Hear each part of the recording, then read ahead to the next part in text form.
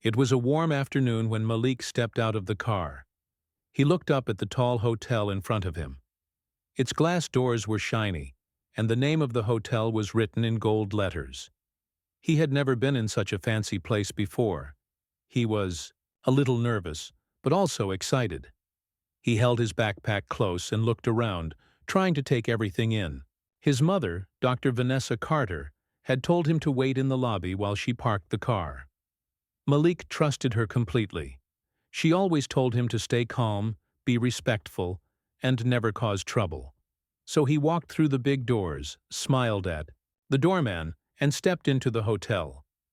Inside, the air smelled clean and expensive.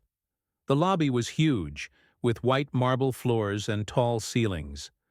There was soft music playing, and people were walking around, dragging suitcases or talking quietly. Malik looked for a place to sit and found a small couch near a plant. He pulled out his phone and sat down. He was playing a simple game and waiting patiently. His mom said she'd only be a few minutes. But then something changed. A man in a gray suit with a tight face and cold eyes noticed Malik. The man looked like he belonged to the hotel, maybe the boss. His name was Mr. Grant. He had been watching the front desk, but when he saw Malik, his expression changed. He narrowed his eyes and walked toward him with quick steps. Malik looked up, confused but polite. "Excuse me," Mr. Grant said sharply, looking down at him like he didn't belong there. "What are you doing here?" Malik blinked. "I'm waiting for my mom. She's parking the car. We have a reservation." Mr. Grant crossed his arms. "Are you a guest here?" Malik nodded slowly. "Yes, we're staying here tonight." But Mr. Grant didn't believe him. He didn't ask for a name or check the computer. Instead, he looked Malik up and down, then shook his head. "This is a private hotel. You can't just sit around here. Are you sure you're not lost or waiting for someone outside?" Malik's heart started beating faster. He had done nothing wrong. His mom told him not to argue with adults, so he tried to speak calmly. "My mom's name is Vanessa Carter. She made the booking. I promise we're staying here." Mr. Grant still wasn't convinced. "Look, I don't want to call security, but I need you to leave the lobby. We've had some problems with people coming in from the street lately." Malik stood up. His mouth felt dry. His hands were cold. He looked around, but no one helped him. Some people were watching, whispering. A few looked uncomfortable, but no one said anything. He felt embarrassed. He knew exactly why Mr. Grant didn't believe him. It wasn't his clothes. It wasn't his backpack. It was his skin. He had seen that look before, the one that said, "You don't belong." "I'm just waiting," he said again, but quieter this time. "I won't ask again," Mr. Grant said. "Please step outside." Malik felt his throat tighten. He walked slowly to the glass doors and stepped outside. The sunlight hit his face, and he sat down near the hotel fountain. He looked down at his shoes and bit his lip. A few minutes later, his mom's car pulled up. When Dr. Vanessa Carter saw her son sitting outside alone, she immediately knew something was wrong. She jumped out of the car and rushed over to him. Malik looked up at her with a face full of shame and pain. "What happened?" she asked, putting a hand on his shoulder. Malik looked down. "The man inside said I couldn't be there. He told me to leave. I tried to tell him we were staying, but he didn't listen." Vanessa's eyes darkened. She stood up straight and turned toward the hotel doors. Without a word, she walked quickly inside. Malik followed a few steps behind. Inside, the lobby, Mr. Grant was still at the front desk, talking to an employee. When he saw Vanessa coming, he looked confused. Then she spoke. "My name is Dr. Vanessa Carter," she said, her voice calm but firm. "My son was just thrown out of your lobby while waiting for me. We have a reservation in the presidential suite." Mr. Grant opened his mouth, but no words came out. Vanessa continued.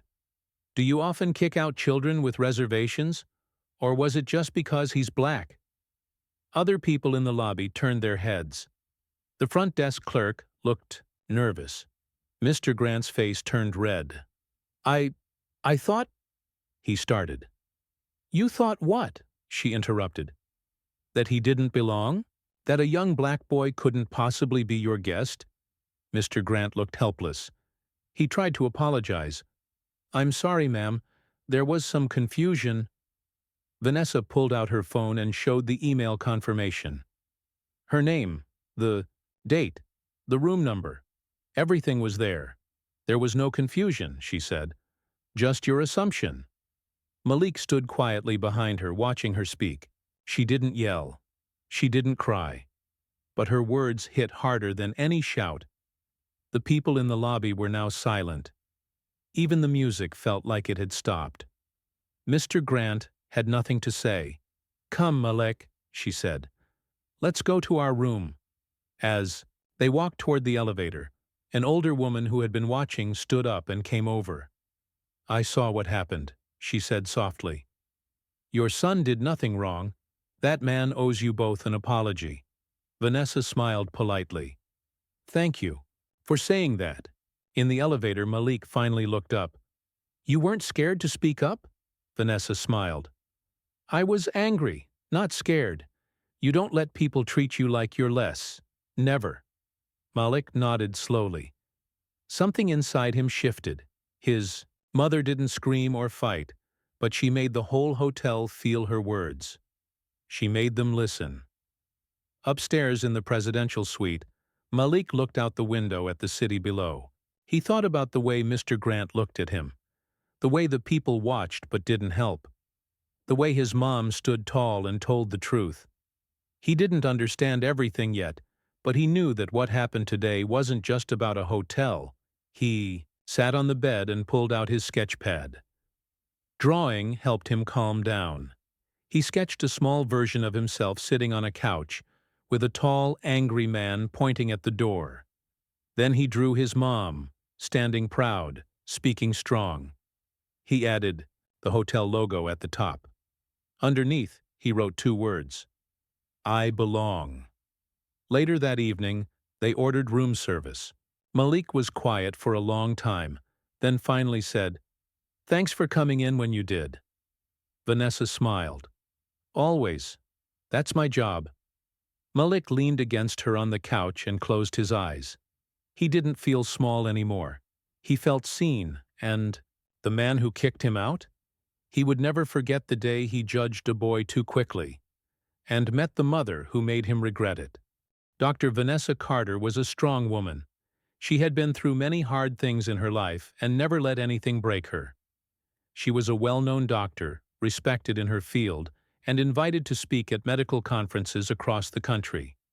But, more than that, she was a mother, and nothing in the world mattered more to her than her son, Malik. He was the reason she worked so hard. She wanted to give him a life full of love, respect, and safety. That's why when she saw him sitting outside the hotel, alone and with tears in his eyes, something inside her turned to fire. She didn't say a word as she parked the car properly. Her hands were shaking slightly, not because she was scared, but because she was angry. Not the kind of anger that explodes loudly, but the quiet kind that grows stronger every second. She had only left him alone for a few minutes. Just enough time to park the car. And in that short time, someone had already hurt him, made him feel like he didn't belong. She couldn't accept that. She wouldn't. When she reached him, she sat beside him on the bench near the fountain. His shoulders were slumped. He wasn't crying, but his eyes were red. He looked like he was trying to be brave, like he didn't want her to worry, but she could see the pain. She gently touched his arm. What happened? She asked softly. Malik looked down. The manager told me I couldn't stay in the lobby. He thought I was just hanging around. I told him we had a room, but he didn't believe me. He told me to leave. Vanessa didn't react right away. She just looked at her son and took a deep breath. Then she stood up and held out her hand. Come with me. Malik stood up and followed her. They walked together into the hotel lobby. The bright lights, fancy decorations, and quiet music felt different now. Cold, and unfriendly. She looked around and saw the man who had done it. The manager. He was talking to a receptionist at the front desk, pretending everything was fine. He didn't know what was about to hit him. Vanessa walked straight toward him. Her voice was clear, her steps strong. "Are you the manager here?" she asked. Mr. Grant looked up and smiled like he was talking to any regular guest. "Yes, I'm Mr. Grant. How can I help you?" "You threw my son out of the lobby," she said. "He was waiting for me while I parked the car. We have a reservation under the name Dr. Vanessa Carter." His smile dropped quickly. "Ma'am, I thought—" "You thought what?" she interrupted. "That a black boy sitting alone didn't belong here? That he must be causing trouble?" People nearby started to turn and look. The air in the room changed. The front desk worker lowered her eyes. Guests standing in line for check-in paused to listen. "I didn't know—" Mr. Grant tried again, but Vanessa cut him off. "You didn't ask. You didn't check the computer. You didn't speak to him kindly. You judged him, embarrassed him, and kicked him out. And why? Because of the color of his skin." Mr. Grant looked uncomfortable. He opened his mouth to say something, but no words came. "My son is 13, she continued. "He's polite, smart, and kind. You didn't see that. You saw a threat. That says more about you than him."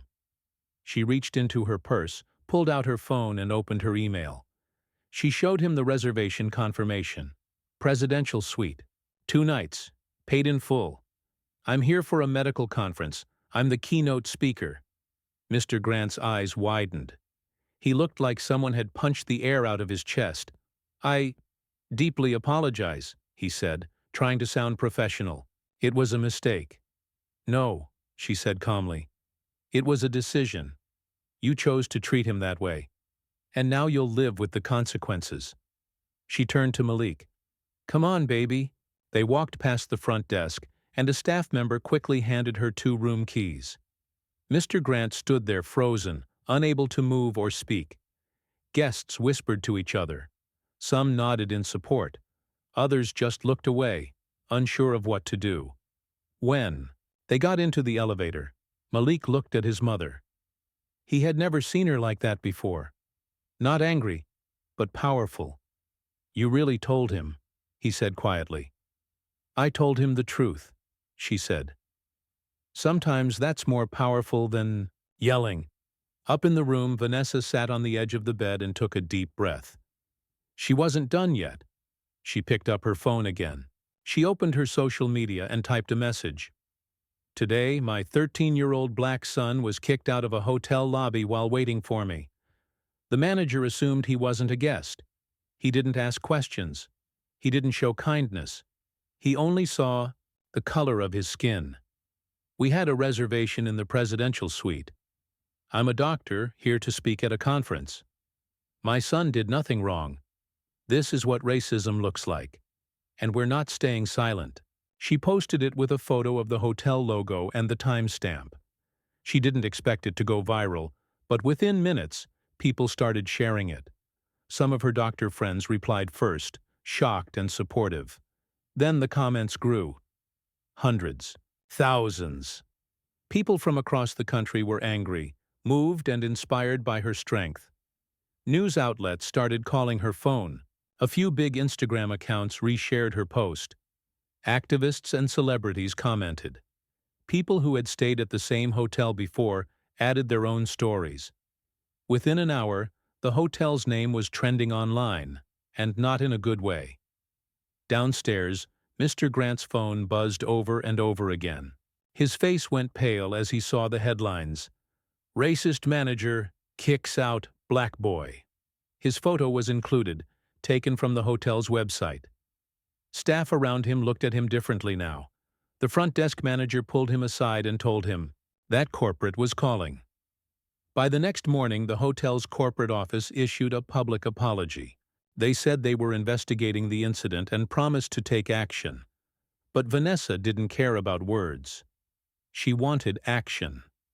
A few hours later, she was invited to appear on a national news channel. She sat in her hotel room with Malik beside her and spoke clearly to the camera. "This isn't just about my son," she said. "It's about every child who's been made to feel less than. It's about every parent who has to teach their child how to be careful just because of the color of their skin. I didn't plan for this to go viral, but if it helps even one person speak up, it's worth it." Malik didn't say much during the interview, but when the reporter asked him how he felt, he looked straight into the camera and said, "I just wanted to sit and wait for my mom. I didn't want trouble, but I'm glad people are listening now." After the interview, messages poured in from people all over the world. Some were from other parents. Some were from kids just like Malik. Some were from hotel employees who promised to do better. One message was from a woman who had been working at the hotel for 10 years. She said, "I've seen this kind of thing before, but I was too scared to speak. Your story gave me courage." Vanessa showed Malik all the positive comments. "See," she said, "you're not alone, and your voice matters." Malik smiled. A little. It wasn't the kind of smile that forgets the pain, but the kind that grows from strength. Later that day, a representative from the hotel's top office requested a private meeting with Vanessa. She agreed, but made it clear. This wasn't just about an apology. She wanted changes. She wanted training for staff. She wanted the hotel to treat every guest with respect, no matter who they were or what they looked like. Mr. Grant didn't come to that meeting. He had been suspended, and rumors said he might be fired. Vanessa didn't ask. It wasn't about revenge. It was about responsibility. Before going to bed that night, Malik asked his mom, "Will this happen again?" She looked at him and said, "Honestly, maybe. But now more people know it's wrong. And now you know you don't have to stay quiet." He nodded. He understood more than most boys his age. He knew that sometimes the world wouldn't be fair. But he also knew that standing up, even quietly, could shake walls. As he lay in bed, he thought about that moment in the lobby. The cold look from the manager, the stares, the silence. But now he thought about the other part too. His mother, walking in like a storm, speaking with power, turning one act of cruelty into a lesson for the whole world. And he knew this was just the beginning. The next morning, Malik woke up early. The sunlight was coming through the large window of the presidential suite, and the city below was just starting to wake up. But Malik didn't feel peaceful. He was still thinking about everything that happened the day before. He remembered how the hotel manager, Mr. Grant, had told him to leave the lobby. He remembered how everyone just watched but said nothing. Even though his mother had stood up for him and the world had heard their story, the hurt still stayed inside him like a bruise. Vanessa walked out of the bathroom, dressed and ready for her conference. She smiled at Malik and asked if he had slept well. Malik nodded slowly. He didn't want to bother her with more sadness, but Vanessa knew her son better than anyone. "You're still thinking about yesterday, aren't you?" she asked gently, sitting beside him on the edge of the bed. Malik looked at her, unsure how to explain the heavy feeling in his chest. "I didn't do anything wrong," he said finally. "But he looked at me like I was a problem, like I didn't deserve to be here." Vanessa nodded. "I know, baby. That's the part that hurts the most. But that's also the part we're going to change." She hugged him tightly, then handed him a notebook and a pen. "Why don't you write it down?" she said. "Write about how it made you feel. Write everything. That's how healing starts." Malik wasn't sure if it would help, but he opened the notebook and began writing. First, slowly. Then the words came faster. He wrote about the way Mr. Grant stared at him, about how the people around didn't say anything, about the pain of being treated like he didn't belong. He also wrote about how his mom walked in and changed everything, how she made him feel safe again, how the world listened when she spoke. He didn't stop writing until the page was full. While Vanessa attended her medical conference, Malik stayed in the room with his notebook, sketchpad, and a laptop the hotel had offered him as An apology gift. The hotel had also sent a fruit basket and a handwritten note from the general manager. It said they were deeply sorry for what happened and were reviewing their training policies. Malik didn't really care about the fruit or the note. He just kept drawing and writing. He drew a picture of himself as a superhero, not the kind with powers or a cape, but the kind who could speak up and be heard. On the superhero's chest, instead of a logo, he drew a big word: respect.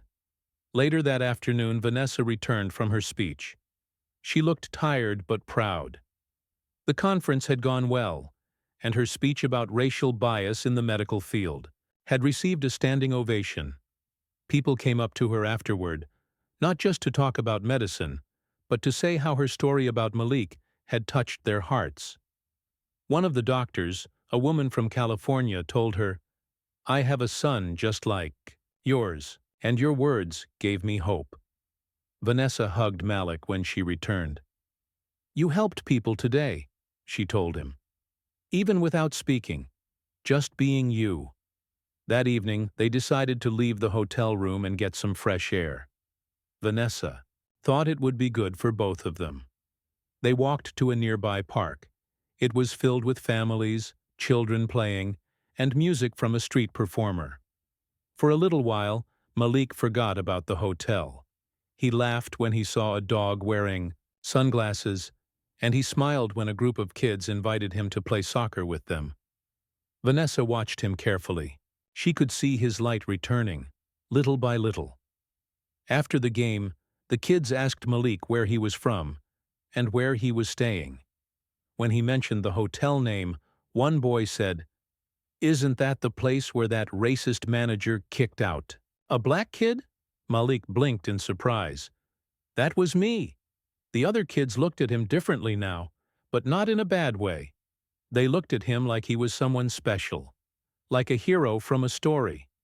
"You're famous," one of them said. "I saw it on my mom's phone. You're all over the internet." Malik felt strange hearing that. He never wanted to be famous for something like that.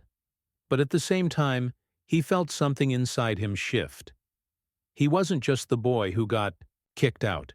He was the boy who stood strong, the boy who spoke through his silence, the boy whose story reached the world. When he returned to the hotel, something unexpected happened.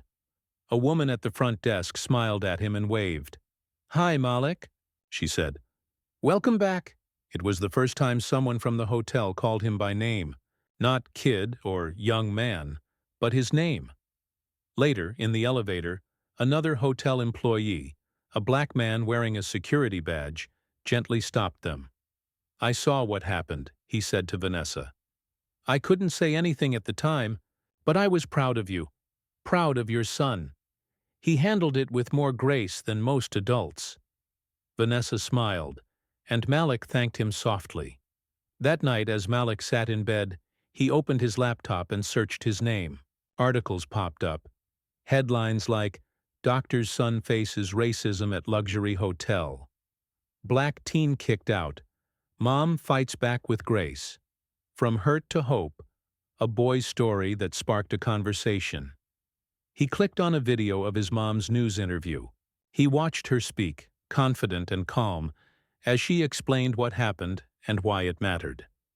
Malik's chest swelled with pride. He didn't know that one moment in the hotel lobby would lead to this. He didn't know that standing silently while being treated unfairly could echo so loudly. But now he did. The next day, the hotel's top executives invited them to a formal meeting. Vanessa agreed, as long as Malik could come too. She believed he should be part of this conversation. After all, it was his experience. They sat in a small private conference room with 3 hotel executives. They were polite and respectful, offering apologies and listening carefully. They asked Vanessa and Malik to describe exactly what happened and how the hotel could do better. Vanessa didn't hold back. She explained the importance of anti-racism training, of recognizing unconscious bias, and of creating safer environments for all guests. Then she turned to Malik. "Do you want to say anything?" Malik looked around the room. He felt nervous, but he nodded. He stood up and spoke clearly. "I just wanted to wait for my mom," he said. "I wasn't doing anything wrong. I felt like I didn't matter, like I was invisible. But I'm not. I have a name. I have a family. I belong." Everyone in the room was silent. One of the executives had tears in her eyes. "Thank you, Malik," she said. "You've reminded us of something very important." Before leaving, Malik looked at a painting on the wall of the conference room. It showed a peaceful scene of a mountain and lake. He thought about how sometimes things looked calm on the outside, but were very different underneath. Just like the hotel, beautiful on the surface, but hiding something ugly. Now, that ugly part had been seen, and things were starting to change. On their last day in the hotel, Vanessa and Malik were packing their bags when someone knocked on the door. It was the young receptionist from the front desk. She handed Malik a small envelope. "This is from all of us," she said, smiling kindly. "Thank you." Inside the envelope was a card signed by many staff members. It said, "To Malik, thank you for your strength, your honesty, and your heart. You've helped us grow. We hope this hotel becomes a better place because of you." Malik didn't say anything. He just smiled, a small, proud smile. As they checked out, the general manager personally came to thank them again. Reporters waited outside the hotel doors, still interested in the story. But Vanessa didn't stop for them this time. She held Malik's hand, and together, they walked to their car. Before getting in, Malik turned around and looked at the hotel one last time. It still looked shiny and tall, but to him it no longer seemed perfect. It was real now, flawed, but learning, and as they drove away, Malik opened his notebook and started writing again. This time, he didn't just write about pain. He wrote about change. He wrote about power. He wrote about how one voice, even a quiet one, can open thousands of ears. He wasn't just a boy who got kicked out. He was a boy who made the world listen. The next few weeks after leaving the hotel were strange for Malik. Everywhere he went, people seemed to recognize him. Strangers came up to his mother to say, "You're the woman from the news." Some even asked Malik for selfies or thanked him for being brave. At first, Malik didn't know how to feel about it. He hadn't done anything special in his mind. He was just sitting in a hotel lobby, waiting for his mom. It was someone else who had done something wrong, not him. But as the days passed, Malik slowly started to understand the power of what had happened. His mother had explained it like this: "Sometimes, baby, being treated unfairly gives others the chance to open their eyes. Your story helped people see things they didn't want to believe were real." One afternoon, they went to a bookstore in their neighborhood. Vanessa wanted to buy a few books for her clinic's waiting room. While she was busy, Malik walked to the children's section and browsed through some books. A girl around his age looked at him, eyes wide. "Are you the boy from the hotel story?" she asked. Malik nodded shyly. "My dad showed me the video," she said. "He said what happened to you was wrong. He said we need to treat people better. I'm really sorry that happened to you." Malik smiled and said thank you. The girl then said, "I told my school about you. We talked about it in our class. Even my teacher said she learned something." That moment stayed with him. A story that began with pain had now become something people were learning from. He realized maybe that was the point, not just feeling sad, but using it to make things better. A few days later, Vanessa received a call from the organizers of a large youth leadership summit. They invited her and Malik to be guest speakers. At first, Malik felt nervous. "What would I even say?" he asked. Vanessa placed a hand on his shoulder. "You don't need to say big, fancy words. Just tell your truth. That's more powerful than anything." Malik agreed, and they flew out to the summit. It was being held in a big auditorium, full of students from all over the country. There were teenagers of all races, cultures, and backgrounds. Malik had never seen so many different people in one place, all gathered to talk about change. When it was their turn on stage, Vanessa introduced herself first. She talked about her work as a doctor, as a mother, and then slowly moved into the story about what happened at the hotel. She didn't focus on anger. She focused on awareness, on how quiet racism can be, how it hides behind rules and assumptions, and how it affects even children. Then she handed the microphone to Malik. He took a deep breath and looked out at the crowd. So many eyes were on him. But instead of fear, he felt something new. Strength. "I didn't want to become a story," he said slowly. "I just wanted to wait for my mom. That's all. But one man decided I didn't belong. And that's not okay." The room was completely silent. Everyone listened. "I used to think staying quiet was safer," he continued. "But now I know that silence can be heavy. It makes you feel like you're shrinking. But when you speak up, even if it's just by telling the truth, it's like breathing again." He paused and looked down at the piece of paper in his hand, but then folded it and put it away. He wanted to speak from the heart. "I'm just a kid. I like drawing. I like pizza. I get nervous when I have to speak in front of people, but that day in the hotel, I didn't feel like a regular kid. I felt small, invisible. That shouldn't happen to anyone. Not because of their skin color, not because of how they look. Not ever." When he finished, the crowd stood up and clapped. Some students even wiped away tears. After the talk, many came up to him with hugs and kind words.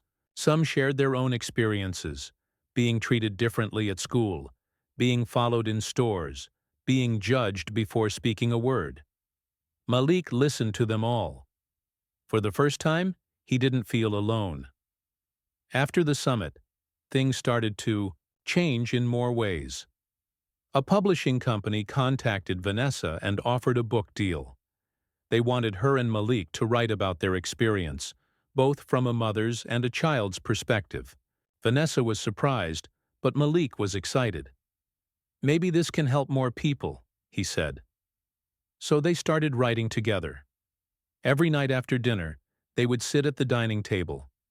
Malik would write his thoughts in simple words, while Vanessa helped shape the story.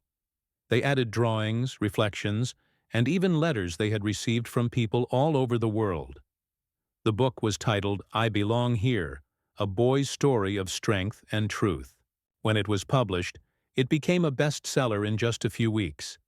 Schools ordered it in large numbers. Libraries placed it in their Important Voices sections. Even some teachers used it in their classrooms for discussion. One day, Malik was invited to his own school's assembly to speak. He walked up to the stage, wearing a clean button-down shirt and jeans, his hair neatly trimmed.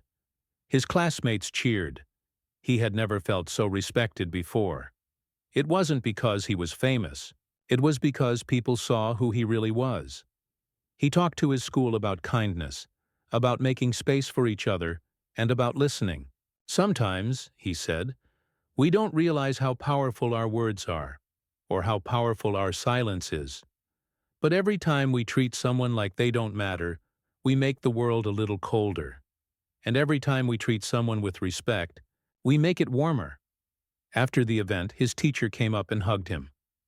"You've taught us more than we could have taught you," she whispered. One weekend, Vanessa received another call. This time, it was from the same hotel where everything had started. The hotel had changed leadership. Mr. Grant had been removed from his position months ago. The new general manager wanted to invite them back, not just for a stay, but to take part in their new anti-racism training program. They were now including real-life stories in their training sessions to help staff understand how small actions can hurt in big ways. Vanessa was quiet for a while, thinking. Then she said, "We'll come, but only if Malik wants to." When she asked him, Malik thought about it for a moment. He looked at the old photos, the hotel's name, the fountain outside where he had cried. Then he said, "Okay, but this time, we walk in together." So they returned. The hotel looked the same from the outside, but inside, something was different. The staff greeted them warmly. Some had tears in their eyes. They were given the same room, but this time, it didn't feel cold. During the training session, Malik spoke again, this time to a group of hotel employees. He stood in front of them with the same notebook he had written in on the day everything happened. He said, "You don't always know what someone is going through, but you have the power to make them feel safe, or not. I was treated like a stranger in a place where I was supposed to feel welcome. But today, I hope I feel like a guest." The staff clapped. One of the housekeepers stood up and said, "Thank you for teaching us with your heart." Before they left, Malik took one last walk through the lobby. He sat on the same bench near the fountain where he had waited that day. But this time he wasn't scared. He wasn't alone. He was calm. Strong. A little boy walked past holding his mother's hand. He looked at Malik and smiled. Malik smiled back, so much had changed. When they reached home, Vanessa tucked Malik in and kissed his forehead. "You okay?" she asked. He nodded. "I think I finally understand." "Understand what?" she asked softly. "That speaking up isn't just about yelling," he said. "It's about standing, about not letting people make you feel small, and about helping others feel seen." Vanessa smiled. "You've grown a lot, you know that?" Malik looked at her and whispered, "I just want to be a good person." "You already are," she said. That night, Malik slept peacefully. No nightmares, no bad memories, just dreams of light, of courage, of being heard. And in his dreams, the world wasn't perfect, but it was kinder, because of voices like his. Malik's life changed in ways he never expected. What started as a painful moment in a hotel lobby had turned into something much bigger than him. People were talking. People were learning. His story had become a symbol, not just of racism, but of courage, of quiet strength, and of how a child could wake the hearts of adults. Even though months had passed, Malik still thought about that day. Not with fear anymore, but with understanding. He remembered how it felt to be judged without a reason, how alone he had felt. But he also remembered how his mother had stood up for him, how people around the world had listened, and how even the hotel had changed its training after what happened. Now Malik had new things happening in his life. The book he and his mom had written was being read in schools everywhere. Teachers sent him drawings and letters from students.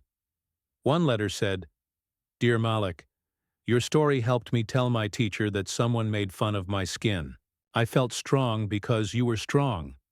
Another letter came from a boy who wrote, "I used to laugh at kids who were different. I'm sorry. You made me understand what it feels like. I'll be better now." Malik read every letter. He kept them in a special box in his room. To him, they were more valuable than any prize or trophy. They were signs that the world could be better. One day, something happened that made everything come full circle. A famous children's magazine reached out to Vanessa. They wanted to do a cover story on Malik, about how he turned pain into purpose. At first, Malik was shy about it. "I don't want to be famous," he told his mom. "I just want to be me." "You don't have to be famous," she replied gently. "But if your voice can help someone else, it's worth using." So Malik agreed. A photographer came to their house. They asked him to pose with his notebook, his drawings, and even his school bag. The reporter interviewed him about everything: what happened at the hotel, how he felt, and what he wanted for the future. When the magazine came out, the title said, "The Boy Who Taught the World to Listen." Malik didn't tell his classmates right away, but soon they found out. And this time, instead of teasing or staring, they clapped for him. Even kids who had never talked to him before came and gave him high fives. One teacher hung the magazine cover on the classroom wall. Another invited him to help lead a class discussion on kindness and fairness. Malik was nervous at first, But then he remembered something his mom had told him. Courage doesn't mean you're not scared. It means you speak, even when you are. That same month, Malik and Vanessa were invited to Washington, D.C. to receive an award from a national civil rights group. They were honoring Malik for his powerful example of peaceful resistance and positive change. When they arrived, they were taken to a large hall full of people: activists, leaders, students, and families.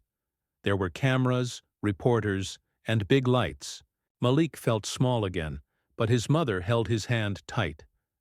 As they walked to the stage, the audience stood and clapped. Vanessa spoke first, then introduced Malik. Malik stepped up to the microphone and looked around. His heart was beating fast, but he took a deep breath.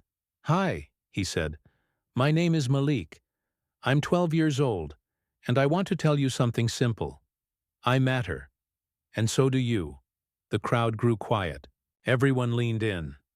"A few months ago, someone made me feel like I didn't belong, just because of my skin. That hurt. A lot. But now I know that hurt can become a lesson. And lessons can change people." He looked at his mom. She smiled at him with tears in her eyes. "I didn't plan to become a symbol. I just wanted to wait for my mom. But now that people are listening, I want to say this. Don't judge anyone by how they look. You never know their story. You never know their heart. Be kind. Be fair. And always speak up for what's right." The room filled with applause. Some people stood. Others cried. Malik had never felt such warmth in a room before. After the ceremony, many people came to talk to them. One woman hugged Vanessa and said, "You raised a king." Another man told Malik, "You're what this country needs more of, hope." On the flight back home, Malik looked out the window. The sky was wide and open. He turned to his mother and asked, "Do you think people will forget about this someday?" Vanessa looked at him and said, "They might forget the headlines, baby, but they won't forget how you made them feel." That answer stayed in his heart. When they returned, Malik was invited to be part of a special program at school called the Peace Ambassadors. It was a group of students who helped make the school a kinder place. They helped new students feel welcome, settled small arguments between classmates, and ran kindness campaigns. Malik was excited. Finally, he had a way to help others. Not just through stories, but through actions. He and the other peace ambassadors came up with a kindness week. Every day had a theme. Monday was smile at someone new. Tuesday was tell a friend why they matter. Wednesday was lunch with someone sitting alone. Thursday was write a thank you note to a teacher. And Friday was wear what makes you feel proud day. Malik wore a t-shirt that said, "I belong." The week was a huge success. Even teachers joined in. The principal gave Malik and his group a certificate and said, "This is what leadership looks like." That night, at home, Vanessa cooked Malik's favorite dinner, mac and cheese with roasted chicken. They ate together, laughing, sharing stories about the day. Malik looked at his mom and said, "You know, I still remember his face, Mr. Grant. Sometimes I wonder if he's sorry." Vanessa took a deep breath. "Some people change, some don't. But that's not your burden. What matters is what you did after. You turned a bad moment into a better world." Malik nodded. Then he said something unexpected. "I think I want to write another book. But this time, not about the hotel. I want it to be a story for kids like me, kids who feel small, or scared, or not seen." Vanessa smiled wide. "I think that's a beautiful idea." And so he did. The new book was called The Bench by the Fountain. It was a story about a boy who sits on a bench waiting for his mom. He's told he doesn't belong, but he learns that he always did. The boy doesn't fight with fists. He fights with truth. And in the end, the bench becomes a place of welcome for everyone. The book became popular in children's libraries. Some schools even turned it into a play. Malik watched a group of third graders perform it, and he cried when the final scene showed kids of all colors sitting together, holding hands. By now, Malik's story had reached people all over the world. Letters came in from other countries: South Africa, the UK, Brazil, even Japan. Some were from kids, some were from adults who said, "I wish I had your courage when I was your age." Through it all, Malik stayed grounded. He still did his chores, still played video games, still got in trouble sometimes for not finishing his homework. But deep inside, something had shifted. He wasn't just living life. He was building a message through it. One evening, he and Vanessa visited the same city where the hotel incident had happened. The hotel had completely transformed. It now hosted diversity talks, invited schools for educational tours, and had hired more people of color in leadership roles. The bench by the fountain, where Malik once sat alone, now had a plaque beside it. It read, "In honor of Malik, may every guest feel seen, safe, and respected." Malik touched the plaque gently. A small smile appeared on his face. He sat down on the bench, not in sadness, but in peace. Vanessa sat next to him and said, "Look how far we've come." Malik nodded. "And how far we can still go." Because for Malik, the journey wasn't just about one hotel or one moment. It was about changing how people treat each other. It was about showing that even a child's voice can move the world. And now, he had a new dream, not just to be heard, but to help others be heard too. He had learned something powerful, real. Change doesn't start with loud voices. It starts with listening, with standing up, and with one simple truth: everyone belongs. Everywhere. Always.